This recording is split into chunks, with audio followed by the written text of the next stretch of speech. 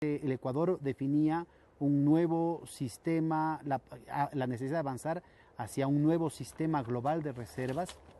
sobre la base de los acuerdos monetarios bloques regionales como los que se planteaba en la nueva arquitectura financiera regional y que se complementaría con el esfuerzo a nivel global, sistémico, de un proceso de mucho más simétrico, mucho más equitativo en el manejo de la liquidez global,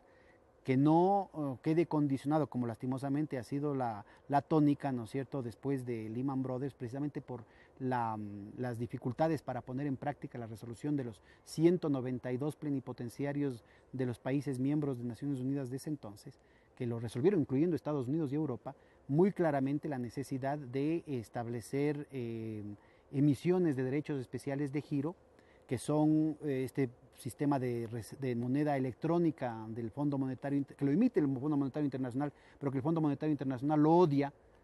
no lo hubiera hecho de ninguna manera si no hubiera sido por la iniciativa de Naciones Unidas, la acción colectiva de Naciones Unidas que eso generó, precisamente porque no puede imponer condicionalidades. Sin condicionalidades. O sea, tiene que hacer una colocación automática de la cuota respectiva de cada país sin ningún tipo de imposición. Entonces esto, dada la novedad del caso y a pesar del esfuerzo que ha hecho el Ecuador en todo este tiempo por plantear el asunto, han habido una cantidad de campañas absolutamente ideologizadas y distorsionadas, tanto desde la izquierda como desde la derecha,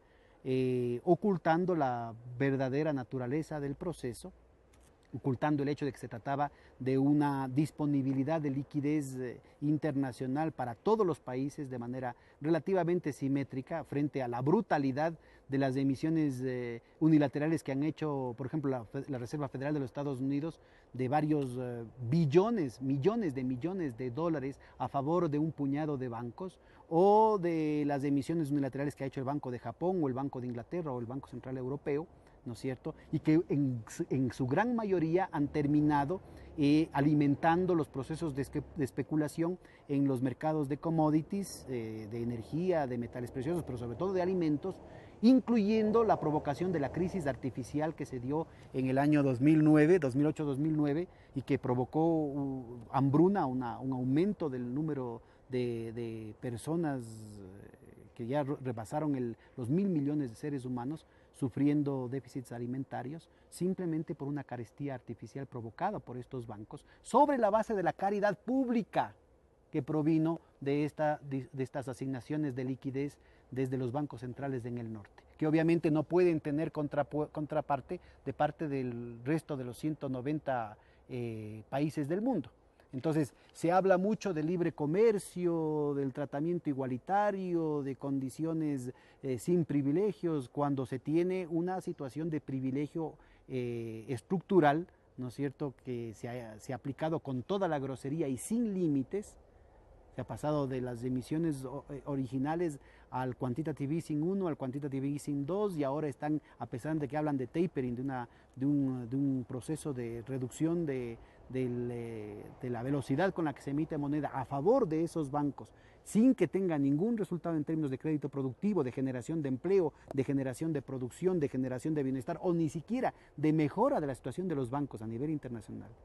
de una situación de insolvencia estructural que estaba localizada en el eje angloamericano y sobre todo en el sector de bienes raíces, ¿no es cierto? Ahora tenemos metástasis en todas las partes del mundo a través de la red de especulación angloamericana que está en todo el mundo,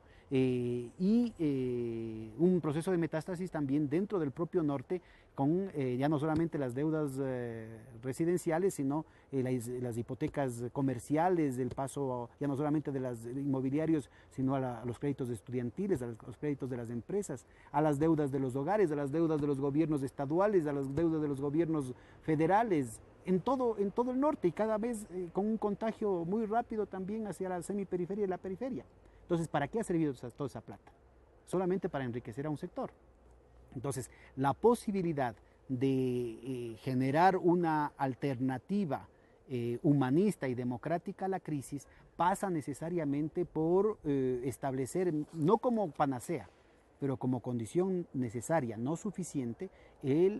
mecanismos de generación de liquidez internacional que permitan a todos los países del mundo desplegar políticas anticrisis en las mejores condiciones. Si no se logra eso a la brevedad posible, la complicación de la crisis estructural del sistema no solamente que va a exacerbar las condiciones de desestabilización y de distorsión estructural de los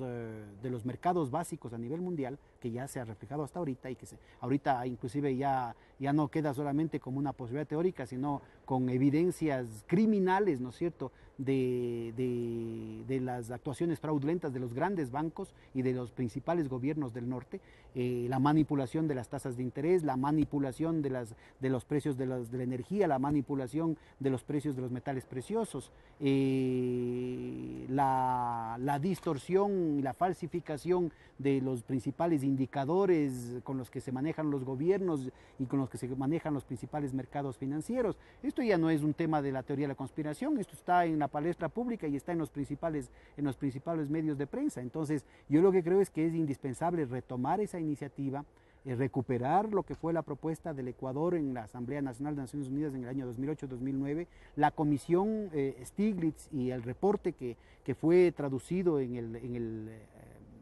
Outcome Document firmado por 192 plenipotenciarios, insisto, incluyendo Estados Unidos, Inglaterra y Europa, precisamente para recuperar la sensatez,